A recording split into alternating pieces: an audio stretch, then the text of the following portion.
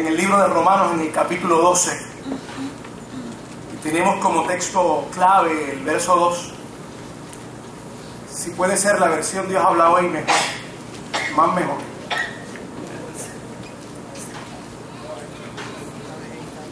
Esta reflexión la compartí con los hermanos de la mañana hace algunos domingos atrás. Y entiendo que puede ser de bendición también para nosotros en la noche. Romanos capítulo 12, verso 2, la versión Reina Valera. Tengo Efesios ahí al frente, si puede ponerme Romanos capítulo 12, verso 2. Gracias. Las Sagradas Escrituras leen de la siguiente manera: la gloria de Dios Padre, Dios Hijo y Dios Espíritu Santo. No os conforméis a este siglo, sino transformaos por medio de la renovación de vuestro entendimiento, para que comprobéis cuál sea la buena voluntad de Dios, agradable y perfecta. Queremos en esta noche trabajar con el concepto de cómo renovamos nuestra mente, pero me gustaría hacer una aproximación dentro de nuestra reflexión donde, para nosotros entrar en la dinámica de lo que implica renovar la mente, nosotros podamos partir de una idea central, podamos partir de algo que no solamente nos motive, no solamente pueda darnos a nosotros el impulso, las fuerzas para transformar nuestra mente, sino que pueda darnos a nosotros como cristianos y como cristianas un sentido cristocéntrico, un sentido que tenga que ver con todo lo que hacemos dentro de la vida cristiana. Es decir, nosotros no podemos realizar ciertas acciones dentro de la vida cristiana si desconocemos, si dejamos fuera el motor, el centro de todo lo que debe ser la motivación para que el hombre y la mujer vivan para Dios, que es hacer la voluntad de Dios.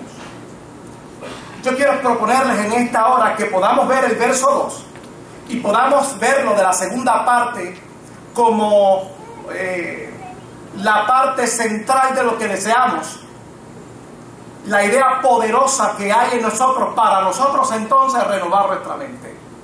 La Escritura dice: para que comprobéis cuál sea la buena voluntad de Dios, agradable y perfecta. ¿Por qué Pablo está escribiendo esto a los hermanos de Romanos? Pablo está escribiendo esto a los hermanos de Roma porque hay dentro de la comunidad de fe no solamente la capacidad para entender la doctrina cristiana, sino que también de cuando en vez y de vez en cuando se presenta en los hermanos de Roma la dificultad de poner de forma práctica esas doctrinas de la vida cristiana. Es decir, cómo nosotros ponemos en obra, en acción cotidiana la doctrina cristiana, es lo que a Pablo le preocupa en esta sección de la carta de Romanos. La primera sección, que precisamente dura hasta el capítulo 11, es una sección donde se va a tratar de doctrinas fundamentales que Pablo entendía que la iglesia de Roma debía saber y entender a su cabalidad.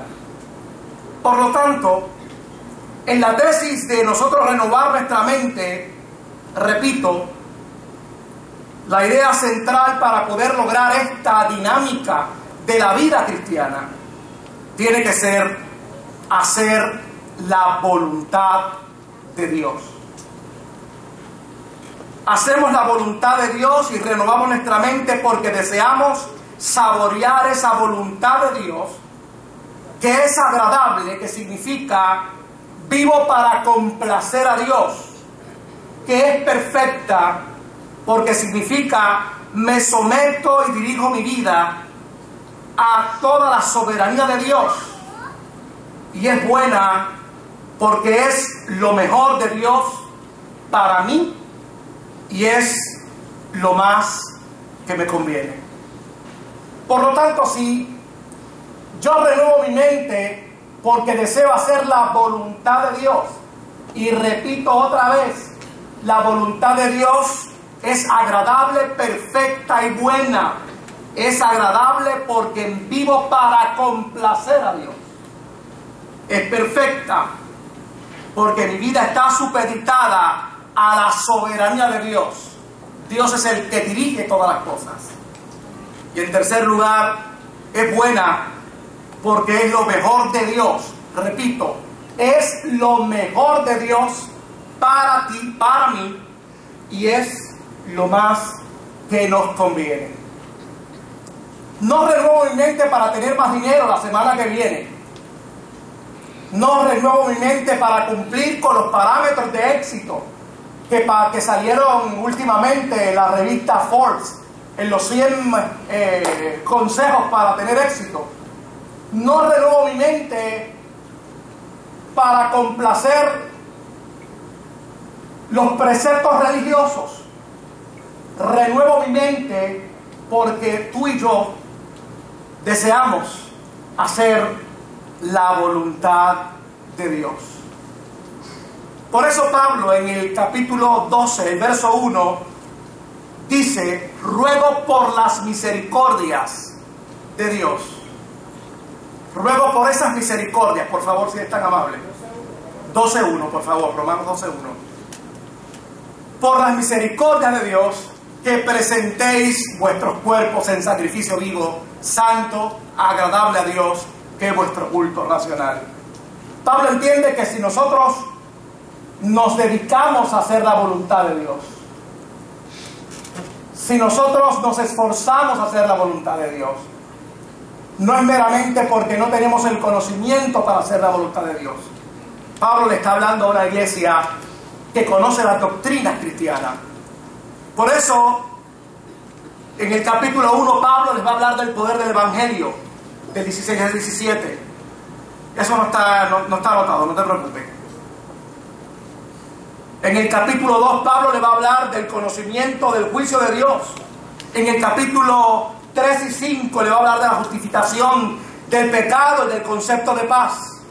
En el capítulo 6 y 7, Pablo le va a estar hablando y escribiendo de esas gracias y beneficios a la iglesia de Roma, de lo que significa la libertad del poder del pecado. Y en el capítulo 8, Pablo le va a estar hablando a la iglesia del concepto de triunfo y declaración de que somos más que vencedores. Por lo tanto, para que los cristianos a los cuales Pablo le está escribiendo puedan tener claro que es posible hacer la voluntad de Dios, tenemos las herramientas doctrinales para entonces hacer un esfuerzo, y ya lo vamos a ver, y comenzar a trabajar con la renovación de nuestra mente. Esta semana pasada compartíamos en un seminario, y algo que me llamó la atención al final del seminario, en la evaluación, después de evaluar de los diferentes renglones, cómo estuvo la conferencia, el conferenciante, los temas, los recursos que se usaron, había un renglón que usted escribía y que usted, ¿qué fue lo más que le impactó y usted puede aplicar en su área? Y una de las áreas que me impactó fue la primera conferencia, que se llamaba Más allá de los números. Más allá de los números, porque el doctor Vargas Vidot, que era el conferenciante, estaba trayendo, como él decía, numeritos frescos, es decir, estadística fresca, no del año 98 ni del 95, sino del 2012 y del 2011, de la problemática en Puerto Rico en diferentes áreas. Y una de las cosas que podía establecer el doctor Vargas era que dentro de todos los renglones que uno puede establecer para lograr cambios en los hombres y las mujeres se puede encontrar dentro de la población penal, es decir, en las cárceles. Así que dentro de ese 49.7% de gente que reincide, es decir, que vuelve otra vez a la cárcel, el número que más me impactó es que había un 12% que reincidía como efecto de sus pares, es decir, en la relación con sus pares, en la relación con su familia, con su entorno social, comunitario, esa relación que tiene ese individuo es poderosa, o tan poderosa en esos individuos que vuelven a delinquir, y es la razón por la cual vuelven otra vez a las cárceles. Es decir, si nosotros logramos, y obviamente nos impactaba a todos los que estábamos allí, y habíamos muchos pastores, y nos impactaba porque decía, si ustedes logran que la gente pueda entender que el cambio es necesario, y si solamente logramos impactar un 10% de la población de nuestra congregación, de la población de nuestros pueblos donde somos pastores, de la población de nuestras comunidades, nosotros veremos paulatinamente un cambio sostenible y un cambio palpable y real. Por lo tanto, el cambio de la mente, el cambio en la renovación de nuestro entendimiento, como nos habla la Escritura, es fundamental para que nosotros podamos disfrutar de esas gracias divinas que el apóstol Pablo está diciendo que ya nos han enseñado. Es que para renovar nuestra mente, el poder del Evangelio tiene que ser real. Para renovar nuestra mente y nuestro entendimiento, el entendimiento y el conocimiento del juicio de Dios no puede ser objeto solamente de una reflexión teológica. Si renovamos nuestra mente, el concepto de libertad del poder del pecado, el concepto de triunfo, no serán sencillamente conceptos que vendrán asociados a algunos momentos de euforia o de sencillamente interpretación de que hemos tenido éxito en X o en Y situación, sino que serán incorporados en esa renovación de nuestra mente como una verdad dada por la realidad del Evangelio de Jesucristo en nuestras vidas. Así que recuerde esto: si usted y yo queremos renovar nuestra mente, porque en esta noche nosotros entendemos que se nos presenta una oportunidad exquisita para lograr X o Y cambio, o para hacer como decimos ahora en el argot moderno, un makeover, una restauración, no solamente del físico, sino de la mente, de actitud, del alma, de la psiquis, del intelecto. Yo quiero decirle que si usted intenta renovar la mente porque usted quiere hacer la voluntad de Dios, permítame adelantarle que usted lo va a lograr para la gloria y la honra del Señor. Recuerde, y repito por tercera vez, nuestro objetivo como cristianos no es ser buenos predicadores ni buenos misioneros. Eso es como consecuencia de que usted y yo queremos hacer la voluntad de Dios. Ese es el objetivo único, principal de ser cristianos: agradar a Dios. Así que vivir para el Señor, hacer la voluntad de Dios, nos conviene a todos. Recuerde, usted va a complacer a Dios. Recuerde, su vida está supeditada a esa soberanía de Dios. Lo que el pastor ahorita, Pastor Román, hablaba y oraba por esta familia de Verónica y de Rafael. Una de las cosas que tuvimos que hacer esta tarde, tomar de la mano a aquellos dos familiares, a su mamá y a su papá, frente al cuerpo de esta querida joven, y orar y entender. Nosotros proclamamos lo que dice la Escritura, proclamamos vida sobre este cuerpo, pero también tenemos que entender, y estamos supeditados, es decir, estamos cubiertos, estamos amarrados a la soberanía de Dios. y oramos de la manera en que Jesús nos enseñó a orar. Hágase tu voluntad en el cielo, así también en la tierra.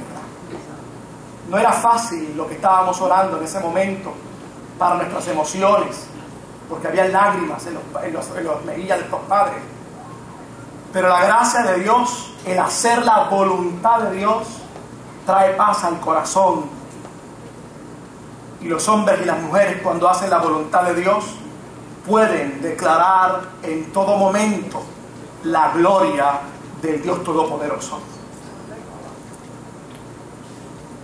Recuerda que lo mejor de Dios para ti es la voluntad que tiene para que tú la hagas. Y por lo tanto es lo que te conviene, es lo bueno. ¿Cómo trabajo con esta renovación? Si tengo la idea poderosa para cambiar mi mente, para renovar mi mente, para hacer la voluntad de Dios, ¿cómo lo hago? Pablo comienza a decir en el verso 1 que nos presentemos como sacrificio vivo, santo, agradable a Dios, que es nuestro culto racional. Pablo le está diciendo a los hermanos de Roma, nos tenemos que presentar tal cual somos. Si algo hace el Evangelio de Jesucristo en los hombres y las mujeres, es que le devuelve la dignidad, le devuelve la identidad que Dios siempre ha querido que el hombre y la mujer obtengan y tengan.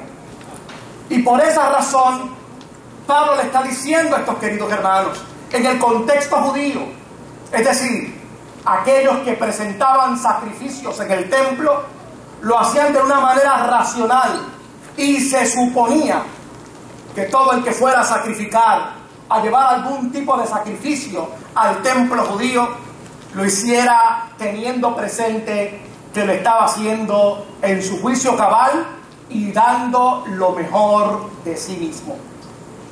Así que Pablo está diciendo, cada vez que nosotros nos presentamos a Dios tal cual somos, como decíamos ahorita en la oración de peticiones, abriendo el corazón ante Dios, es la manera correcta para comenzar a cambiar nuestro entendimiento, para permitirle al Espíritu Santo, con el poder de la resurrección de Jesucristo, como dice Pablo, que comience a operar en el interior de nuestra vida, en el interior de nuestra psiquis, de nuestra mente, cambios fundamentales para que podamos entender la buena, perfecta y agradable voluntad de Dios. Yo escuché parte del sermón de esta mañana del pastor Moisés Román, y él decía que cuando nos presentamos ante Dios, no fingimos lo que queremos ser ante Dios, nos presentamos tal cual somos. Hablaba sobre la iglesia del Señor y hacía énfasis en algo que es un mito para el mundo y que la iglesia no puede ni debe repetir. Es que ahí se supone que todos los que estén sean perfectos. Eso se supone que no pase en la iglesia. Eso que está pasando ahí se supone que no pase ahí. Claro que no.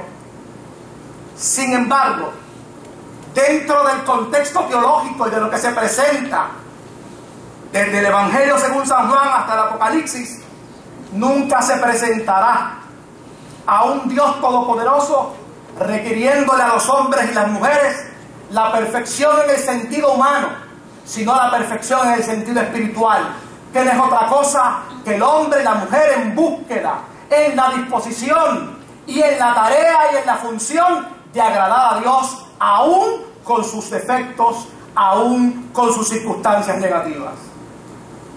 Jesús lo comenzaba a enseñar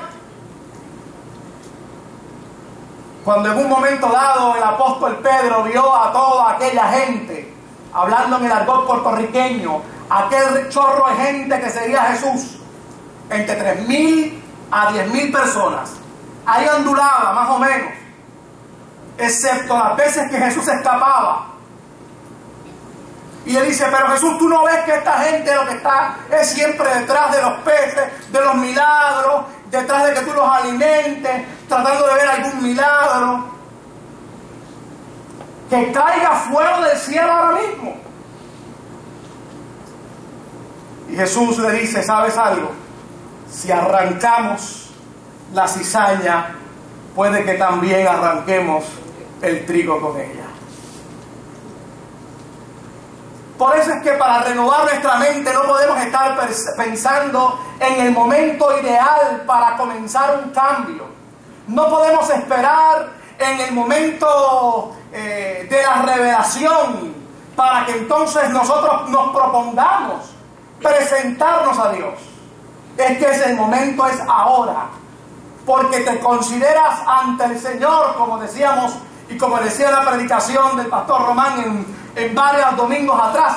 Nos presentamos ante el Señor como perfectos. Nos presentamos ante el Señor santificados y justificados por la fe. Por lo tanto, no importa las ideas y los pensamientos que hayan pasado por tu mente, no importa los intentos fallidos y las veces que hayas intentado renovar tu mente, esta noche se nos presenta una oportunidad exquisita para presentarnos al Señor como sacrificio vivo, santo, agradable a Dios, que es nuestro culto racional. Haciendo un paréntesis, por eso decimos que a la iglesia venimos aunque no tengamos deseos de venir a la iglesia. Aunque no sea el día más ideal para venir a la iglesia, venimos a la casa del Señor porque nos presentamos ante el Dios vivo tal cual somos. Así que el primer paso para trabajar con nuestra mente es presentarnos con todo lo que somos. Pero ¿sabes algo? Mira cómo te está catalogando el Señor. Mira cómo el Espíritu Santo inspira a Pablo para catalogarnos. Somos sacrificio santo, vivo y agradable a Dios. Algunos comentaristas teólogos dicen que la referencia, el cambio con relación al Antiguo Testamento, al presentarnos como sacrificio vivo, se nos da para que nosotros podamos entender que ahora que hemos sido lavados con la sangre de Jesucristo, como dice Colosenses, ahora hemos sido resucitados con Cristo y estamos sentados a la gloria de Dios Padre. Así que no nos presentamos como derrotados ante el Señor. No nos presentamos como sencillamente personas que nunca vamos a lograrlo. Nos presentamos al Señor como lo que somos, hombres y mujeres que deseamos agradar y vivir para el Señor.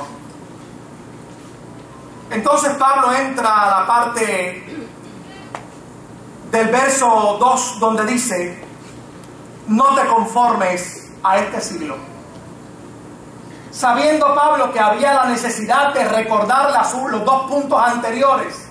Uno, la gracia, que es la doctrina que tú conoces, que el mundo conoce sobre el Evangelio de Jesucristo.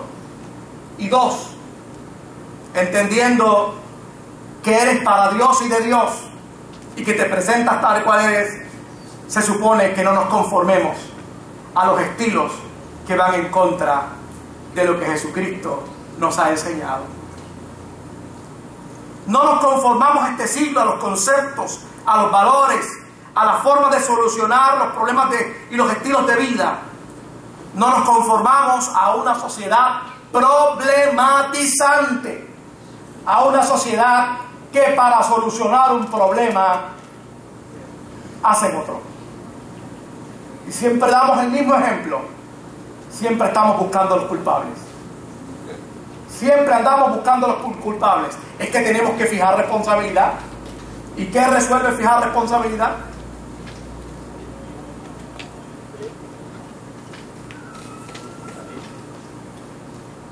Yo les decía a los hermanos de Manatí en la mañana de hoy, cuando estábamos compartiendo la reflexión de esta mañana, que no era sobre esto, estábamos hablando de la regla de oro. Yo les decía, hoy estoy convencido, hoy, no porque escuché la conferencia, sino por la palabra, por lo que dice Mateo 5, del 38 al 48, hoy estoy convencido que los sistemas punitivos no arreglan nada. Repito, los sistemas punitivos no arreglan nada. Por lo tanto, los sistemas que entran en la coerción, menos todavía.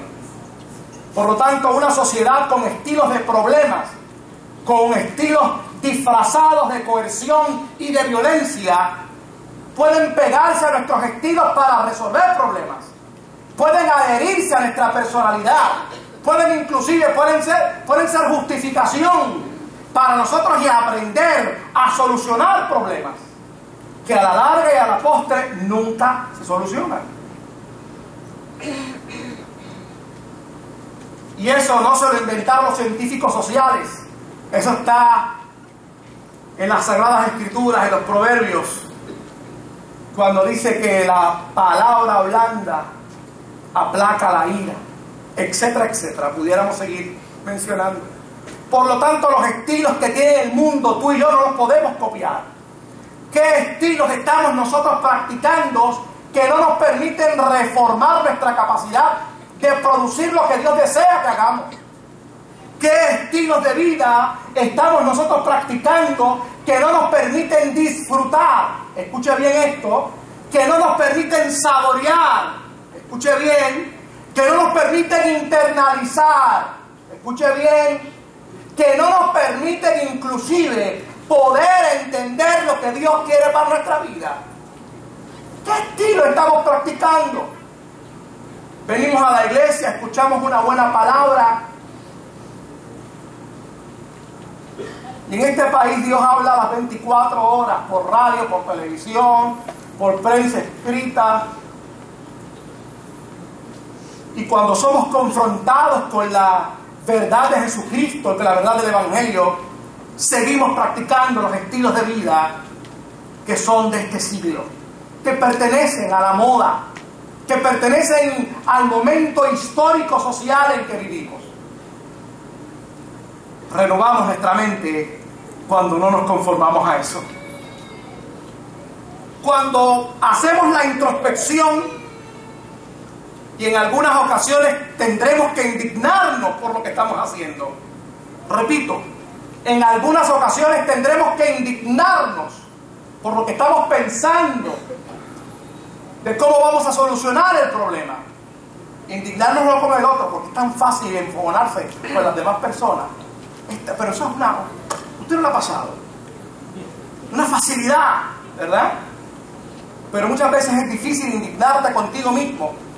No en el sentido de la culpa tóxica esa, que todo después te le está echando la culpa hasta porque se mueren los mosquitos o algo así. No estamos hablando de eso. Es de esa capacidad para tú entender que lo estás haciendo mal y que puede haber otra manera de funcionar y no sencillamente justificarte y entenderte para poder sentirte bien contigo mismo en un falso sentido de bienestar. Y obviamente nos conformamos con este siglo.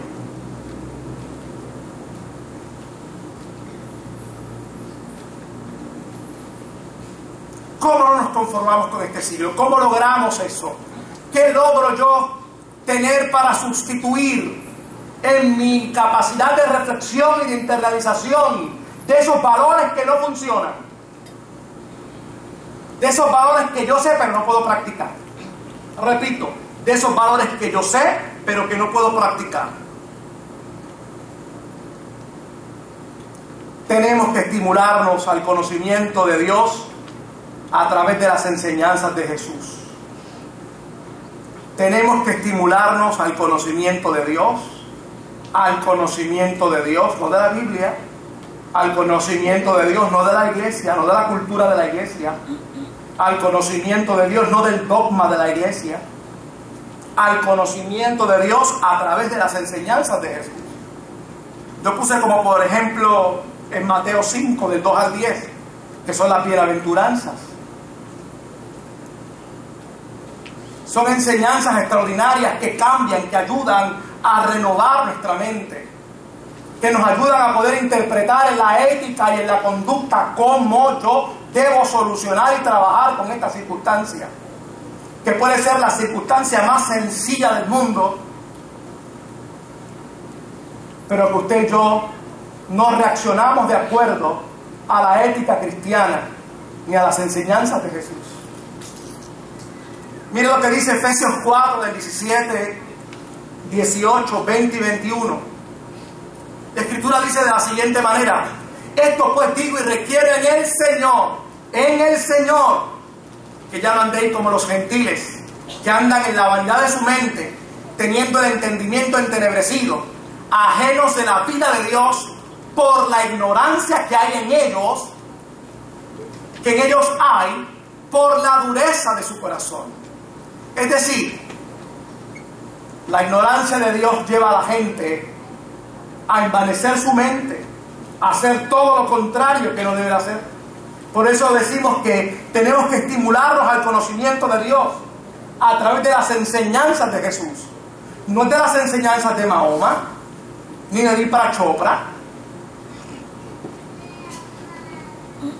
Ay, es que eso suena tan cool, ¿verdad? Suena tan bonito. Y un montón de autores que pudiéramos citar en esta hora.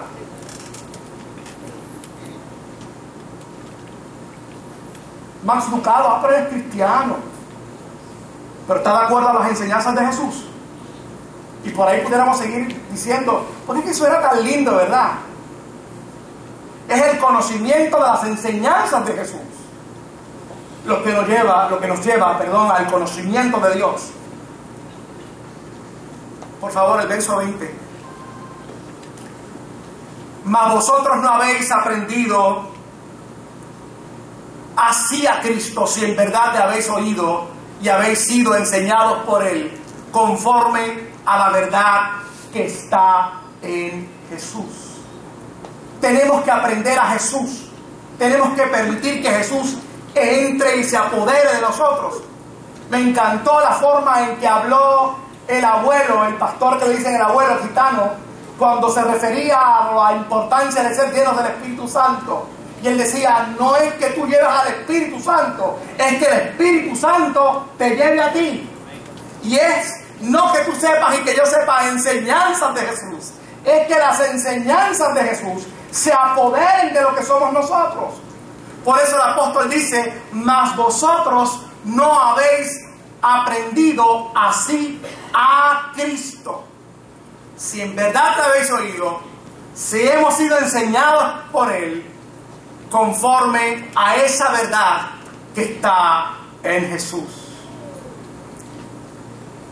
Si queremos renovar nuestra mente, tenemos que revisar las enseñanzas de Jesús. ¿Qué Jesús dijo? ¿Cómo lo hacemos? El apóstol Pablo dice, si queremos renovar nuestra mente, tenemos que aprender a despojarnos, a quitar de nosotros todo lo que impide, escuche esto, todo lo que impide que nosotros podamos amar a Cristo. Y en segundo lugar, y no confundir las dificultades del proceso o en el proceso con el dolor y la naturaleza de la vida. ¿Y qué es eso? Hemos escuchado tantas veces que vivir para Cristo es tan difícil. Y hacemos una gran teología que dice, porque ancho es el camino que nos lleva a la perdición y angosto el que lleva a la vida eterna. Ah, pero eso está en la Biblia, claro que sí. Pero eso no hace una teología. Y como desconocemos entonces las enseñanzas de Jesús, entonces decimos que vivir para el Señor es difícil. Entonces decimos que la cristiandad es difícil. Y entonces confundimos la gimnasia con la magnesia. Cuando llegan los dolores de la vida, cuando cometemos los errores, primero empezamos a echar la culpa al diablo, no asumimos responsabilidad. Después de eso, confundimos otra vez ese proceso con que es tan difícil vivir para el Señor, porque 2 o 3 lo dijeron por ahí y usted lo ha seguido creyendo. No le ha creído a Jesús, le creyó al que dijo eso. Y entonces confundimos, no podemos quitar y seguimos amando otras cosas más que a Cristo, porque es que es difícil amar a Cristo. ¿Usted me sigue la lógica por donde voy? Si es difícil amar a Cristo, pues sigo amando lo que es más fácil. ¿Me sigue por donde voy? Entonces no renuevo mi mente. Entro en lo que llaman algunos en español en el comfort zone.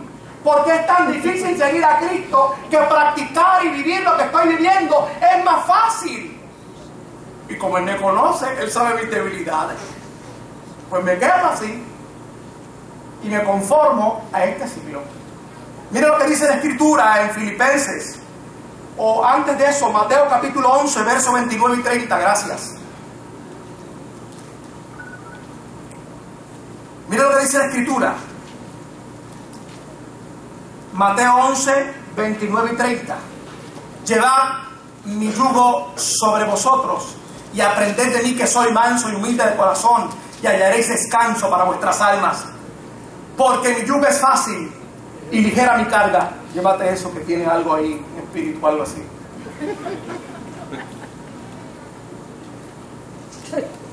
Porque mi yugo es fácil y ligera mi carga. Dentro de los que interpretan teología, se dice de la siguiente manera: si lo dijo Jesús, o mejor dicho, si lo dijo Jesús es bien importante. Si lo dijo Pablo es bastante importante. Si lo dijeron los apóstoles, bastante importante también. Si lo dijo Ariel, bueno, ponemos en duda. Eso lo dijo Jesús, no lo dije yo. Mire lo que dice la Escritura en Juan 16, 33. Estas cosas os he hablado para que en mí tengáis paz. En el mundo tendréis aflicción, pero confiad, yo he vencido al mundo. No confundamos el proceso con el dolor de la vida. No confundamos el cambio que Dios desea que nosotros comencemos a hacer sencillamente con la zona de confort que nosotros queremos y no dejamos lo que nos agrada por amar a Dios. Vamos a Filipenses capítulo 3 del verso 7 al 10. Pero cuantas cosas eran para mí ganancia, las he estimado como pérdida por amor de Cristo. Y ciertamente aún estimo todas las cosas como pérdida por la excelencia del conocimiento de Cristo, Jesús, mi Señor, por amor del cual lo he perdido todo y lo tengo por basura para ganar a Cristo y ser hallado en Él. ¿Se acuerda lo que decía ahorita en Efesios? Aprender a Cristo. Ahora Él dice ser hallado en Cristo, en Él. No teniendo mi propia justicia, mi propia zona de confort, que es la ley, que es lo que me dice, sí, eso yo lo puedo hacer de vez en cuando no, a ti no te conviene, pero a mí me conviene. Sino la que es por la fe de Cristo, porque yo quiero agradar a Cristo, porque para mí vivir es Cristo. La justicia que es de Dios por la fe, a fin de conocerle y el poder de su resurrección y la participación de sus padecimientos, llegando a ser semejante a Él en su muerte. Muchos creen que cuando habla de los padecimientos está hablando Jesús,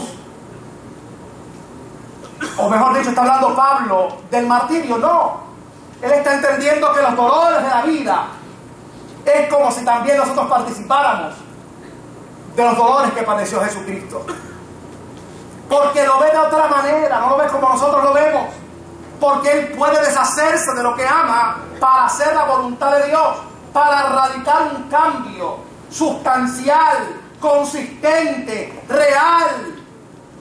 Y por eso puede decir, lo tengo todo por pérdida para ser hallado en Él. Hay que aprender a dejar lo que amamos. Hay que aprender a dejar aquellas cosas que hemos justificado por mucho tiempo, si deseamos hacer la voluntad de Dios, si deseamos renovar nuestra mente. Y finalmente, tenemos que enfatizar en lo que Dios ha hecho con nosotros para practicar las buenas y conducta cristiana. Efesios capítulo 4, versos 22 al 24. Él dice que nos tenemos que despojar del viejo hombre que está viciado de deseos engañosos. Es decir, practicar lo que tú conoces que debes hacer bien. Verso 23, por favor. y renovarte en el espíritu de lo que Dios te está dando. Verso 24. Y vestirte de lo que Dios ha hecho contigo. De ese hombre nuevo, de esa mujer nueva, creado en la justicia y santidad de la verdad. Finalmente, Colosenses capítulo 3 y verso 10. Renovamos nuestra mente cuando entendemos que hemos sido revestidos del nuevo hombre, el cual es conforme a la imagen del que lo creó, que va renovándose hasta el conocimiento pleno. Pablo es claro y él entiende que no es que lo haya alcanzado, pero tampoco se sienta a pensar en el camino cómo lo va a hacer, sino que entiende que está en el proceso, un proceso dinámico, vivo, y un proceso de plena conciencia. Todos y todas, hermanos y hermanas, podemos renovar nuestra mente. No es que podamos decir que ahora somos más cristianos porque no vienen pensamientos negativos a nuestra mente. Vendrán pensamientos negativos. Vendrán ideas que no van conforme a lo que tú deseas hacer para Dios. Pero en ti está la capacidad, por el Espíritu Santo, para renovar tu mente. En ti está la capacidad para dejar aquello que posiblemente tú crees que amas más que Dios. Óigame, el que viene a Cristo no viene solo, el Espíritu Santo lo equipa para que pueda seguir las huellas del Maestro. Por eso es que Jesús le tuvo que decir a estos 11 o 12 hombres, pescadores de hombres. Qué extraordinario. No les dijo pescadores, y ustedes ahora están aquí 2 años detrás de mí, pero ahorita cuando yo me muera, vuelven otra vez a pescar pescados ahí en el... Me dice pescadores de hombres, porque Jesús siempre nos ve con la capacidad para renovar nuestra mente. Te invito a que lo hagas. Dios te bendiga.